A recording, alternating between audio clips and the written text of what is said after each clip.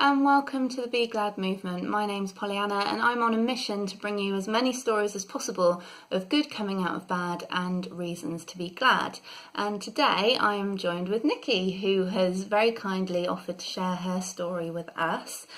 So Nikki, would you like to tell us a little bit about the start of your journey, so to speak? Okay. So the start of my journey as to where I am currently is 2009, when I was diagnosed with fibromyalgia and ME.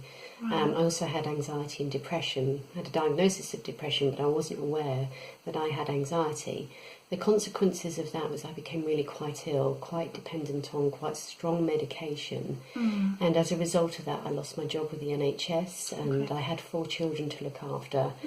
And it was a pretty dark time to be in. Imagine, yeah. Okay, so you found yourself without a job and on heavy medication. Crikey, that's quite something to deal with, isn't it? Yeah. So it was really difficult for me to get. I had 2 small children and 2 older children. So the 2 smaller ones were like 2 and 3 years old, nearly 4. So typically I would struggle to get them ready for nursery and take them to nursery, and that in itself would exhaust me. Right. And then the older children would be at school. They were quite self-sufficient, but they were in secondary school. And they ended up taking on the role that I should have been doing around parenting and looking after me. So the eldest one was beginning to check in on me and make sure I was okay and bringing my medication. And that really hurt. That really hurt. And I think that was the driver for me to not accept what I was being told, because then and still currently now, if you're diagnosed with fibromyalgia or ME, the census is that you'll never recover. Oh gosh, okay. So part of where I am today is to kind of say, you can recover. You absolutely can recover. Do you want to describe it a little bit more to us? Because I'd never heard of it before until you mentioned it. So fibromyalgia literally means fibrous, which means that your muscles, and myalgia means pain. So it basically means widespread chronic pain all over your body. And that can be different for different people. It can manifest itself in particular areas, which is chronic regional pain syndrome, or fibromyalgia can be all over your body. And there's various variations. You can have facial pain, but essentially it's pain when there's no stimulus for pain or no medical reason for pain. Okay, gosh. So it's very much the absence. So if you break your leg or your arm, you would expect to be in pain, but once that's healed, you'd expect the pain to stop. Sure. So fibromyalgia is when either there is no medical reason or no injury, but yet you still feel that pain. Wow, gosh, that's awful. Yes. Traumatising, because I always find when I fall ill, I feel a little bit better once the doctor tells me what's wrong with me, you know, because then you're sort of waiting for the recovery. But so for you, pain with no real reason is, pretty horrific. So you noticed that your children were starting to look after the younger ones and looking after you, and that was your turning point, you say? It was, and that, and being told by people that was it. So I think at that I was 38 years old. Okay.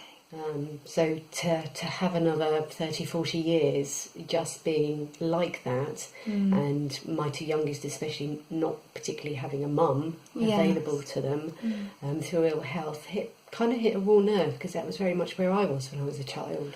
Right. But through my mum's ill health and circumstances and situation, I very much became the adult at about the age of 11.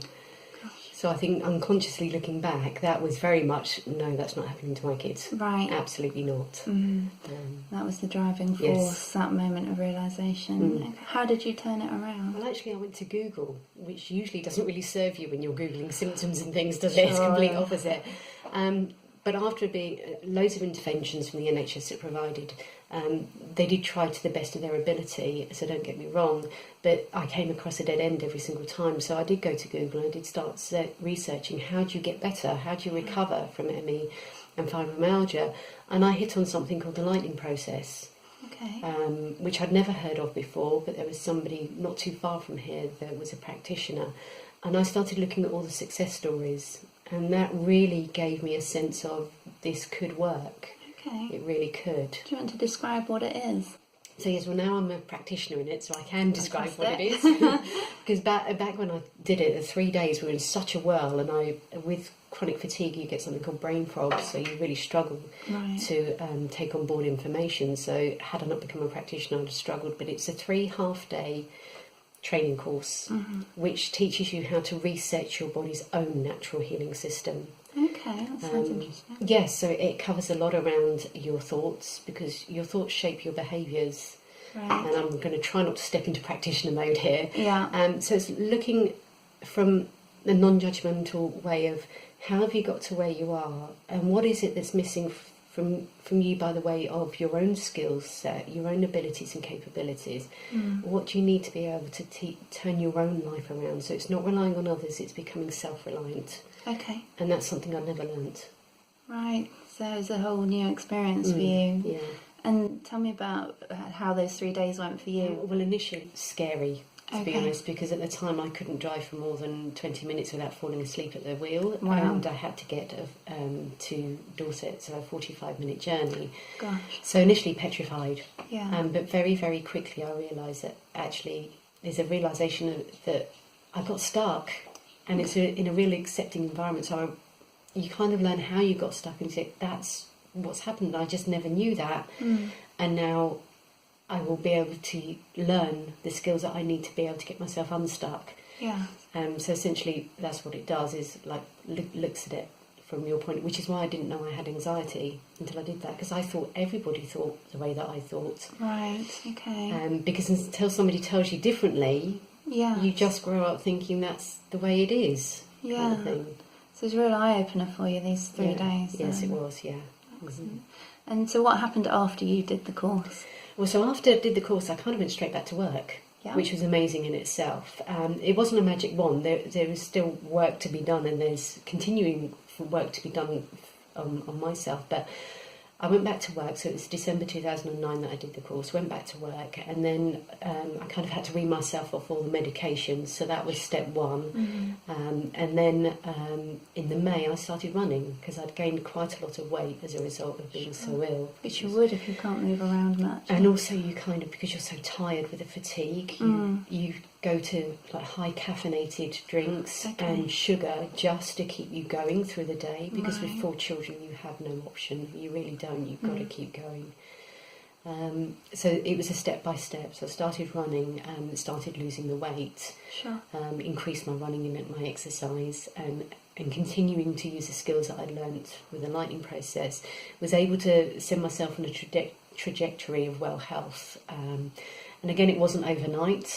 To start looking at a lot of other things that I wanted to improve on.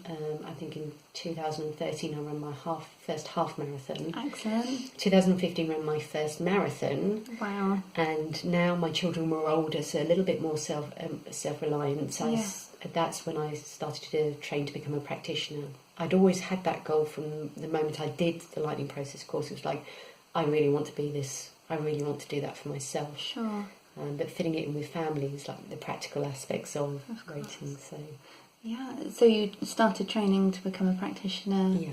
And now you've finished your training, and you're teaching other people the lightning process. Yes. Yeah. Wow. Amongst other things, yeah. That's fantastic. That's really great. So tell me, you are So I'm a neuro-linguistic practitioner, which is essentially how our thoughts shape our behaviours. Okay. A hypnotherapist and a life coach. Crikey. Mouthful, yes. Who is also teaching this lightning process as well. Yeah. Fantastic. And essentially you wouldn't have become all of these things if you hadn't had that that moment of realisation that your illness was getting to a point where your children were now having to look after you. Yeah. So that was sort of your moment of realisation, your knee-jerk reaction to that downward spiral of being poorly, that you've got to kick out of it now. And not everybody does, unfortunately. Sure. A lot of people, without that moment, and I think it was partly through people telling me that there was no hope, there was no alternative, and me not accepting that. It was a big part of it, and because of my children, because I didn't want history to repeat itself. I didn't want them to kind of essentially lose their childhood and become an adult far too young. I am really, really glad that happened to me. I don't look at back on it with any regret whatsoever, because it shaped who I am today. Right. And without my experiences from life, which you can't learn, you have to experience, I wouldn't be so able to be able to help others, because I've experienced all of those emotions, that destructive cycle to quite a spectacular level, and it means that I can understand how it is for other people, and therefore help facilitate their path to wellness and happiness. What would your message be to anyone that's watching this that is going through the same thing as you went through? I think because of the time of year it is and what's happened in the last few days, I think I'd definitely take Stephen Hawking's look to the stars. Right. Don't look to your feet. Be open-minded, and never give up. Right. Never give up, because there is always a vehicle, a way of finding that sense of whatever it is for you in your life. Sure. Thank you so much. I really appreciate you sharing your story with us, and I'm sure it's going to speak to a lot of people out there. Thanks, Nikki. Thank you. If you like this video, then please do follow us and subscribe by clicking the button in the bottom corner. Also, you can find us on Facebook, Instagram and Twitter by searching at BeGlad Movement. That's at BeGlad Movement. I'll put my tongue back in. Thank you so much for following, and I look forward to hearing from you soon.